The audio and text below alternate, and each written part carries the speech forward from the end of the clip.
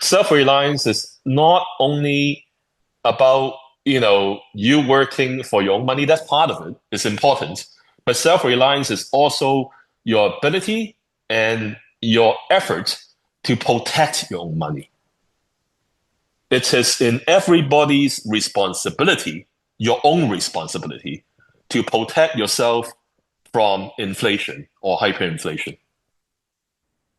Maneko 64, home of alternative economics and contrarian views. I have the pleasure of speaking with Eric King again today, aka King Kong 9888. A lot of the viewers love your work, Eric, so welcome back. Thank you, Mario. It's a pleasure to keep you on your show again.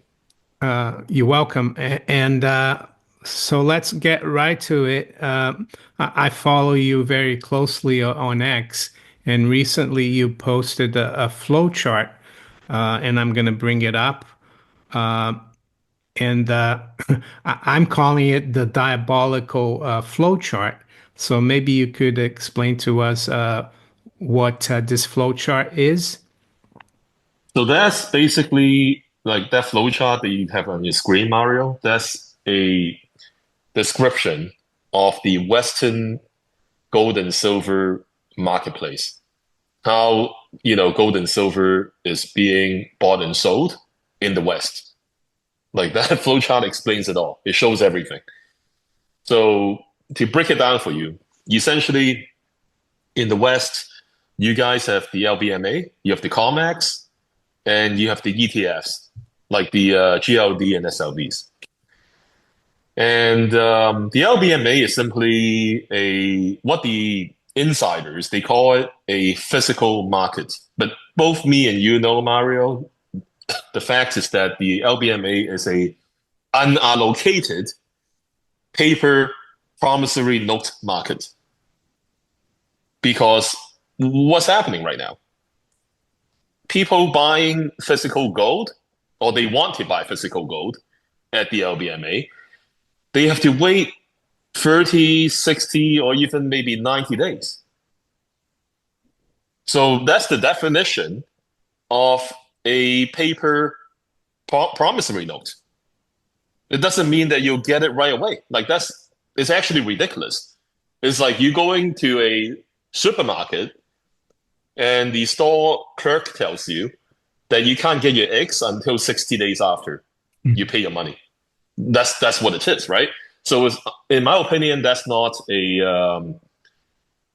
really a spot market for gold, but that's what they call it. It worked out fine in the past, I guess, right?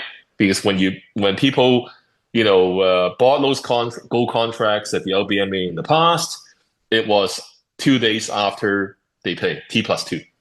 They got their metal, they got their gold. But right now, it's not. So that's what we call the over-the-counter promissory note market. That's the LBMA. And then Why you do have the COMEX. Sorry, go ahead. why do you think they could get the metal before and now they can't? Is it because demand for physical is going through the roof, right? Correct. And we're going to get to that, right? So they have a COMEX, which is the futures market. That's simple enough, right? You have buyers and sellers of futures contracts. But as we both know, a lot of that is just paper speculators transactions, right? I mean, some experts say it's 10 to 1. So 10 paper to 1 physical, actual physical, delivery and withdrawal. So that's simple enough. And then, like I said, the ETFs are the SLVs and the GLDs. They're more than GLD and SLV ETFs out there, but we're going to focus on GLD and SLV for this example, right? Okay, so we have 3 locations: a promissory note market, LBMA, the COMEX futures market, and then you have ETFs. So how does it all interact and work? Well, it turns out that all these years, 50 plus years, these 3 locations are being tied together by EFPs. So again, to remind your viewers, what is an EFP? EFP simply stands for exchange for physical, but do not let the name deceive you or fool you because EFPs can both be physical delivery of metals or it can be pure cash settlement. That's why you see on the chart there, you see two arrows or two pathways, right? That go both ways. That's one says cash and one says physical. Now it's the same way with the EFP mechanism that goes through the COMEX to ETF and the LBMA to EPF, but I just don't have room there to put the physical and cash explanation on there. Like there's limited room on that chart, but basically all EFPs exchange for physical can be settled by pure cash or physical metals delivery. So if you put it all together, it's very simple what's going on. The entire system, if need to be, can be flushed with paper, simply put. I demonstrated to you already, or I explained to you that the COMEX normally in the past is 10 to 1, paper to physical. The LBMA is, some people say it's a 400 to 1. Worst case scenarios, let's just say 100 to 400 to 1 at the LBMA, paper to physical. And then you have the ETFs, which is being traded like an equity, can be shorted. So yeah, of course that can be flooded because the GLD and SLV ETFs are not 1 to 1 for their paper NAV and their the asset that they have behind the ETFs. So this system, like I said, number one can be flooded by paper, and number two, let's say a certain part of the system, let's say the COMEX, for example, is in lack of physical metals. Then what happens? Then they can take physical metals from the LBMA or the ETFs to replenish the COMEX vaults. Or the other way around. Let's say the LBMA needs metals. It can suck metal via EFP from the COMEX. So you see how they design this system in such a way that they can utilize a limited amount of above ground physical gold and silver, and they're able to ship that stuff all over the system to meet whatever demand they have within the system. Yeah, no, I can see that. And I have a little story that I just remembered, Eric. I was still working in the city of London. I went with a friend from MF Global who was like a gold bug like me back in 2009. He got an invitation to the FT Gold Conference and he took me along, which was nice. And all the bullion banks were there, and they were talking about the ETF, how it would be great for gold for the gold market. And then I had a question. I raised my hand, and and they said, "Yes, please ask your questions." And I said, "Isn't it better to in the UK to buy physical gold like sovereigns and Britannias because they're capital gains tax free?" And they went like mad. They said, "Oh, let's continue." They like told me to shut up, which was really interesting. And now I kind of understand why they don't want the how you call them the plebs or the simpletons to be involved in physical, but at the same time they say oh ETFs they I think they started GLD in '04 or '05.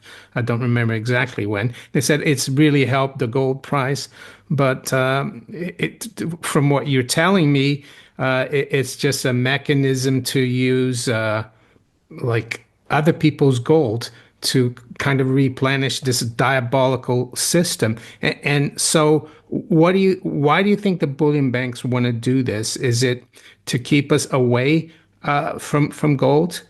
from physical gold so that they can keep the price controlled and interest rates under control? I think that's absolutely it, Mario. Like you made a very good point, and I just want to say that like Jeff Curry, he's the former global head of commodities research at Goldman Sachs. He was on CNBC a while back, I guess, back in 2021. He was interviewed, and he admitted that and this is my interpretation what he said. Okay, so it's my interpretation of my understanding of what he said on the video. He essentially admitted that the silver ETF SLV is the physical silver piggy bank for the bullion banks. Exactly what you just said, Mario. Like, and what is shown on my flowchart. So how they do that is the bullion banks would borrow SLV shares and they would redeem it for physical. SLV allows that. Okay, of course they can, also buy SLV shares outright and redeem for physical, but it makes more sense for them to borrow and redeem because number one, cost. Number two, they in the like you said, they in the business of suppression. So why would they buy SLV? They would borrow, Yeah, right? yeah, Borrow and redeem. And what they would do, this is a very good case study for our flowchart here, because this, kind of utilizes the flowchart that you showed to your viewers that was on your screen. So what like I said, the first step is the bullion banks borrow SLV shares and redeem for physical. And then they take that physical silver and they take it to the COMEX. What do they do at the COMEX? They do the EFP settlement. Well, it's outside of the COMEX, but like they do the EFP settlement with the short positions that they have at the COMEX. So you ask yourself, why would they do that? Well, there are a couple of ways to close out your short position of silver at the COMEX. Number one is you directly buy a long position at the COMEX to do that. That's like robbing Peter to pay Paul. Okay, so that cancels out your shorts, right? If you buy long. But the bullion banks or the APs or whatever, they don't want to do that. Why? Because that would essentially initiate a short squeeze, right? You see, you're buying more longs if you do that to cover your shorts. So what the bullion banks do, like I said, they borrow SLV shares, they redeem the SLV shares for physical, and then they take that physical silver and they settle that COMEX short contract with the physical silver that they got from SLV. You see how that works? That yeah, means there's yeah, minimal upward pressure, right? yeah. I mean, On the it's SLV, on the COMEX silver price if they do that. truly diabolical, and I It guess is. they make the little spreads between the spreads between COMEX and LBMA. They keep doing that like back and forth, back and forth, and Yeah, that's that another thing. just That's the EFP trading period that they do. Okay, yeah, so we just talked about just now the relationship between the ETF and the COMEX, right? That's part of that chart. yeah, So the other thing that you just mentioned just now, you're talking about the EFP trading pairs. That's the big one because that's what Ted Butler and Jim Sinclair, rest in peace. I mean, those guys were great. I learned so much from them. That's what they talked about all these years. yeah, Like they were talking about the concentrated gold and silver short positions at the COMEX. yeah, But what they failed to mention is that when the bullion banks, when they take these short positions at the COMEX for gold and silver futures, right?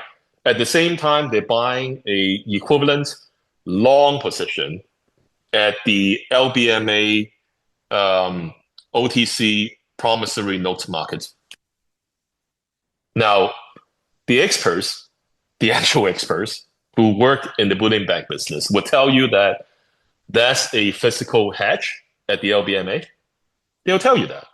And they'll say that Eric Yeung is a conspiracy theorist for saying that the LBMA is a promissory note market. I'm going to say it now. It is a promissory note market at the LBMA.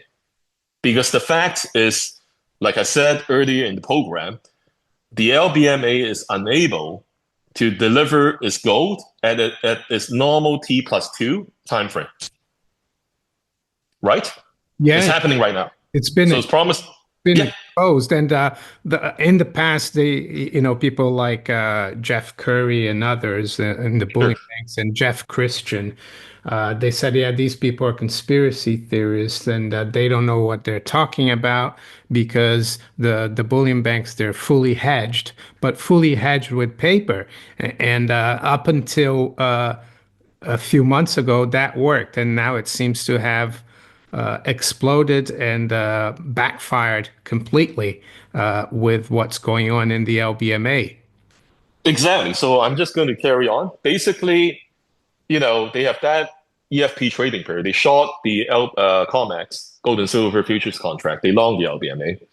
And everything is, you know, nice and honky-dory, whatever you call it, when the COMEX futures price is lower than the LBMA. I put quotations around the spot price. Okay, they call it spot. All right.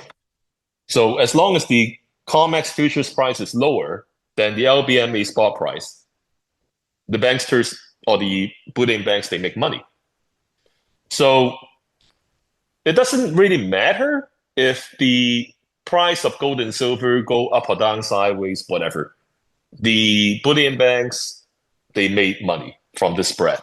You can see that, right? As long as the COMEX gold and silver price is lower than the LBMA spot price, they made money. Okay?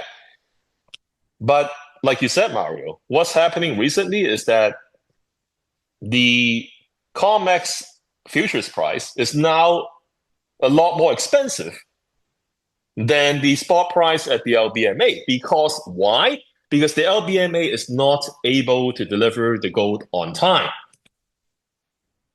So there's a lack of confidence, right? There's a lack of confidence, therefore, is the so-called spot price is on the discount. Now, some people might say, well, silver is still T plus 2. Yeah, but even Robert Gottlieb and other experts admit that the silver free float at the LBMA is taking a dive, okay? Like at an accelerated speed. So it's just a matter of months that the LBMA is drained of its silver free float. Like some of the people I know on X, they calculated the total free float at the LBMA at around 5,200 metric tons, like 5,200. Robert Gottlieb's guys, they calculated it to be 7,700. So there's a difference between the two numbers, but the fact is every month right now, the LBM is being drained of 1,000 or more metric tons of physical silver.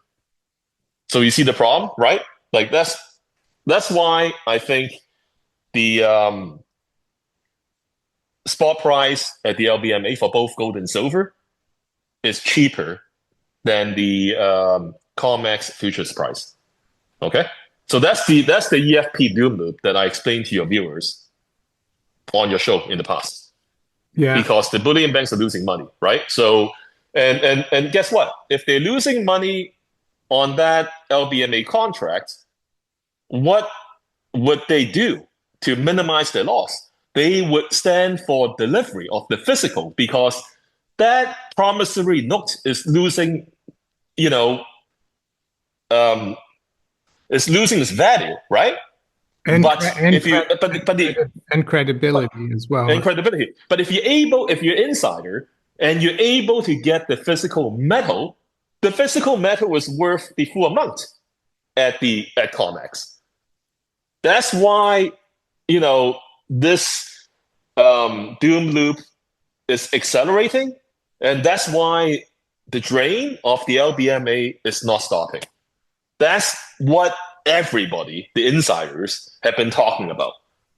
All those, technical terms that they throw at you, all the numbers that they throw at you, they're describing what I'm telling you in a layman sort of way so that everybody can understand.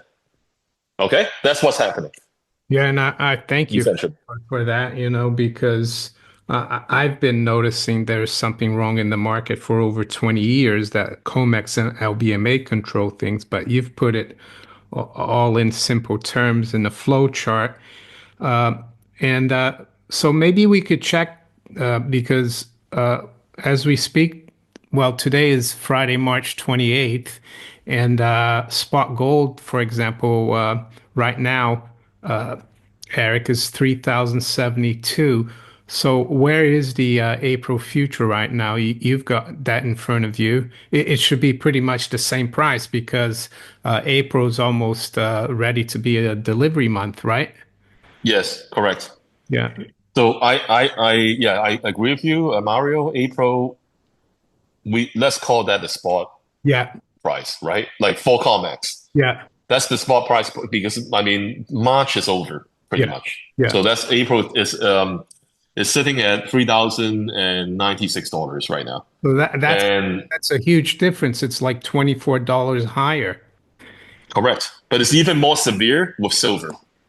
Oh, really? Yesterday I checked, it's 90 cents. Yeah, I've got spot silver at 34.40. Yeah. What's the near month silver futures contract? Is it April as well, or? Hold on. Let's see. Silver. Let me pull that up. So silver right now for May is Hey, 35.36. wow, that's But if we look at March, it's actually like it's very tight. Okay. yeah, March is 35.24. March. Wow, March, yeah.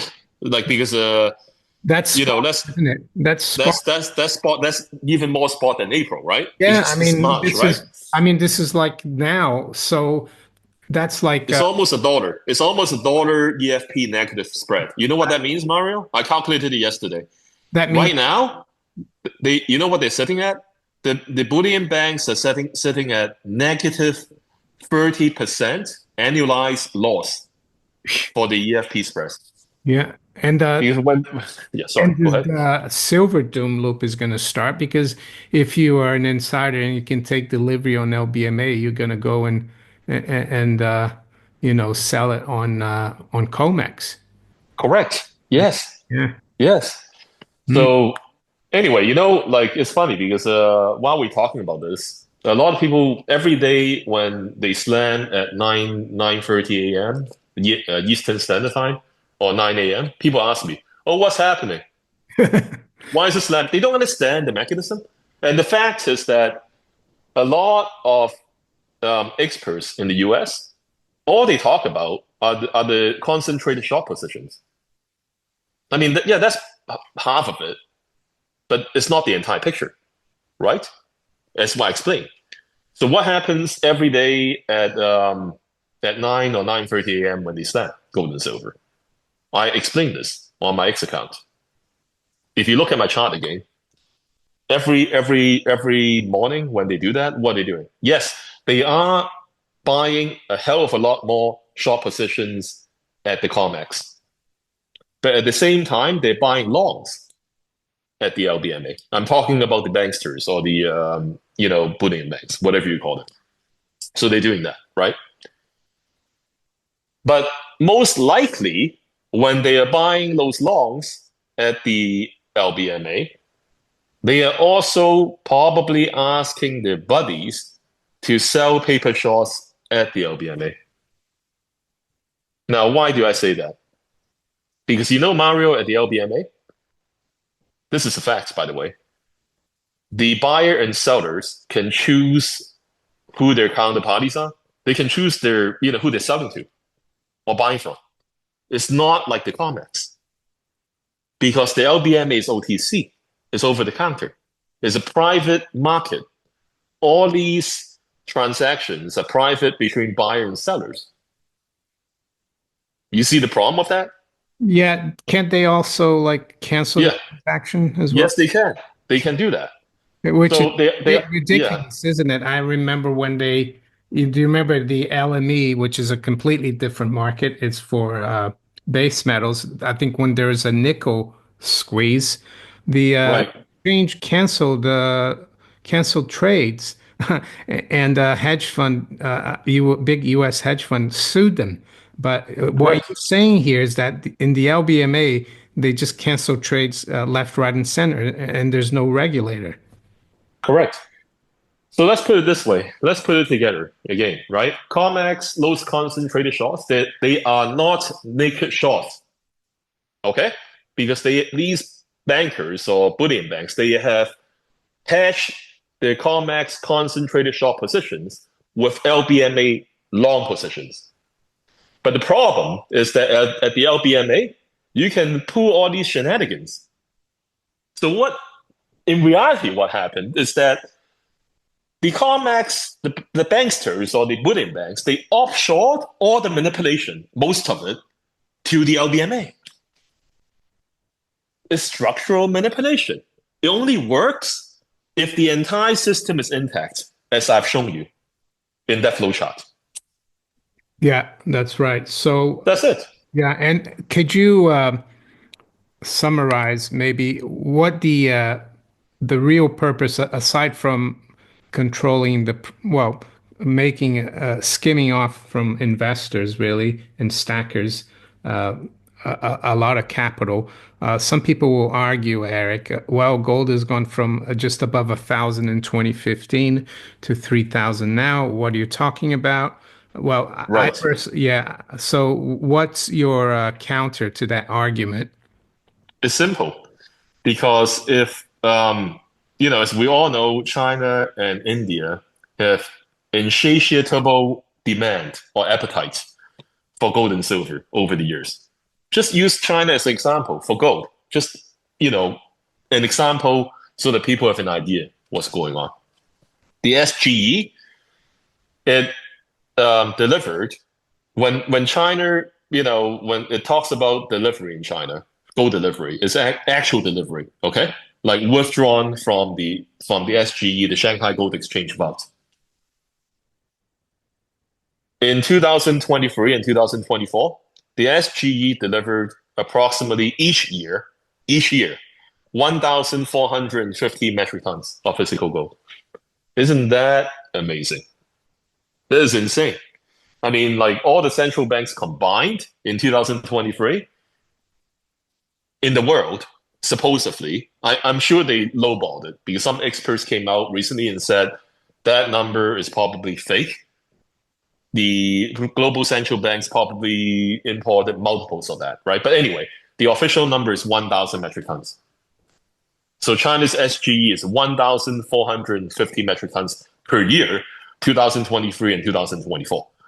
So what happened with the Western exchange, OTC, and ETFs over the last 5-6 years is that, like I said, China, India were relentlessly standing for delivery at both the COMEX and the LBMA, and I won't be surprised that they took deliveries or redemption, sorry, from the ETFs as well. Possible, right? They just need the right authorized participants to act on their behalf to do that. So in such a scenario, it's not even a scenario, it's a fact, it happened.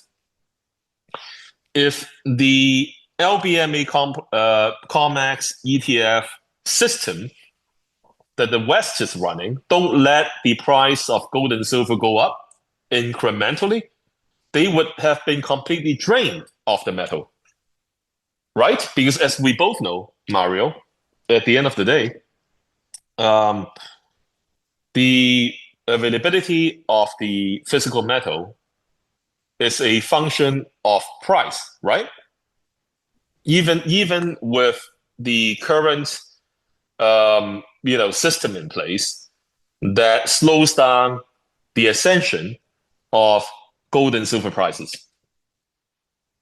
So that would be the, my short answer to Yeah. those people who ask me that question. But the longer answer, I'm going to keep the longer answer short anyway for these people, Okay. is that I listened to Andrew Maguire from Kinesis over the years, and he always talked about China and India starting to take huge deliveries and withdrawals from the COMEX. Now, in the COMEX, delivery and withdrawal are different. Delivery is simply you get a warrant, and your metals still sits at the COMEX register vault. Doesn't mean that it leaves the COMEX when it's delivered. Withdrawal is when you actually take your warrants and say, "I want the metal. I want to take it out from the COMEX vault." So China and India, they took it out. They withdrew the metal from the COMEX. So Andrew Maguire keep talking about that in the last 5 years, and I wonder why myself. I mean, they of course they were standing delivery at the LBMA as well, but they did a lot of it at the COMEX. Well, guess what, Mario? It makes sense now, right? I mean, if they were if they were taking delivery at the COMEX all these years, right? They were essentially, basically doing a mini COMEX squeeze, like what is happening right now. I'm talking about squeeze of physical metal in terms of like draining it, right? And Yeah. the numbers show that. I mean, if you look at pre-Basel III implementation and post-Basel III, I think post-Basel III is when China and India really stepped on the gas pedal to withdraw physical metal from the COMEX. Um, that figure went up 3 times almost. I don't know if the exact figure on me, but when I did the research, it indicated a big difference. So that, really explained why, especially gold, why the gold price incrementally went up in the last 5 or 6 years. Yeah. No, and That's the long answer. yeah, and I would add from my side that if they didn't have this COMEX, LBMA, ETF, EFP doom loop, well, now it's a doom loop, but the diabolical system, I would say, yeah, the price of gold would be a lot higher, and the fiat currency scheme that we have and interest rates, they would be, I think things would be a lot worse. But and that's why I think with what's happening now, it's forecasting trouble ahead. So and I yeah, so that what I'm trying to say is that even though gold has gone from 1,000 10 years ago to 3,000 now, it could have been a lot worse. And I think people are starting to wake up, Eric, to the fact that gold going up and silver going up is a really bad signal. And yeah, and I think the doom loop that you talk about, it's going to make it worse. We were going to talk about something else about your family, and maybe we should just quickly, Eric, because you posted, and I'm going to bring it up here the other day on X. Let me. You posted a picture of your granddad's on your mom's side, his old was it the old bank? And there was like a motto there or a saying in Chinese. So let me just bring it up and maybe you can tell the viewers. And it's something actually, maybe that's why we get along because I've always told people that they need to be self-reliant and not depend on other people. So could you just quickly go through this?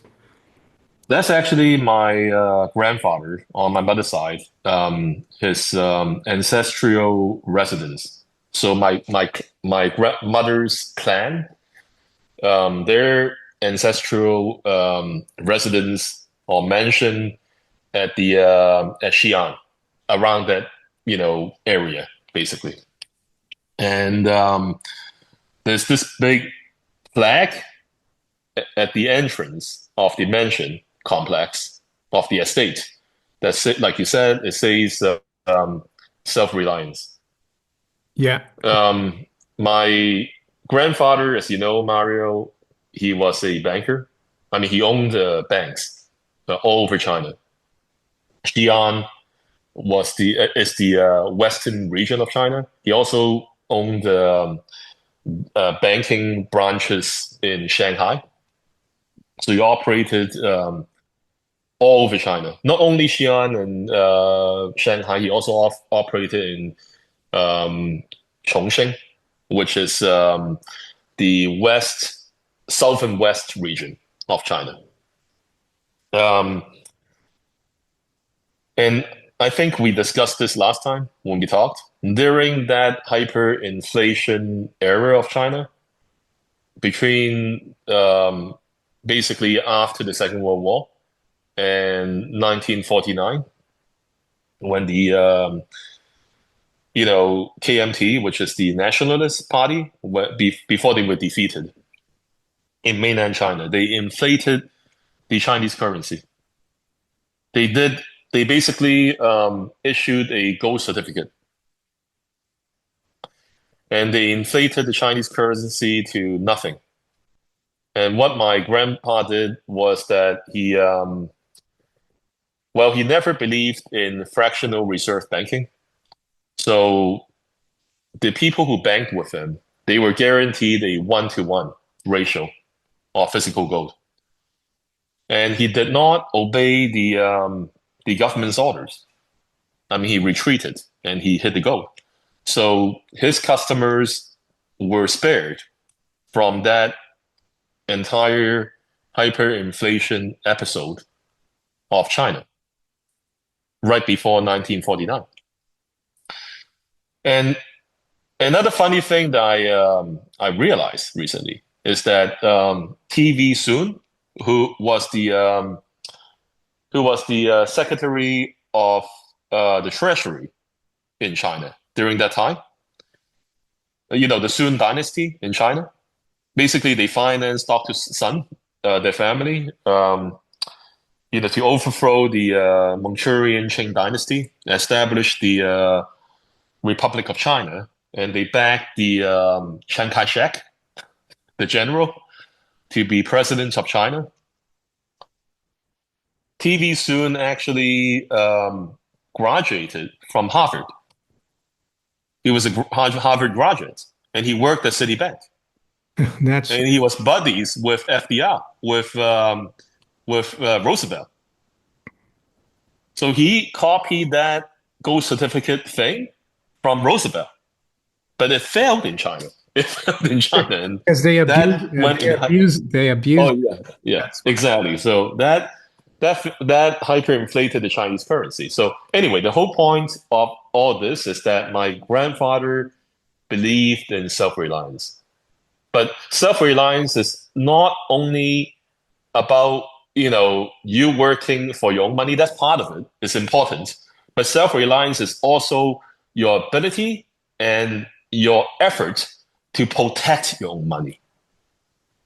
It is in everybody's responsibility, your own responsibility, to protect yourself from inflation or hyperinflation. Your responsibility. That's self-reliance. Great. I mean, that's a Yes. great message, and I'm sure my viewers will like that message. And it's something that I've been telling them. And I think it was Jim Sinclair who said, you have to be your own central banker. So I think that's what you just said. Eric, thank you again, and I wish you a great weekend. You too, Mario. Thank you for having me on again. It's a pleasure. You're welcome. Take care.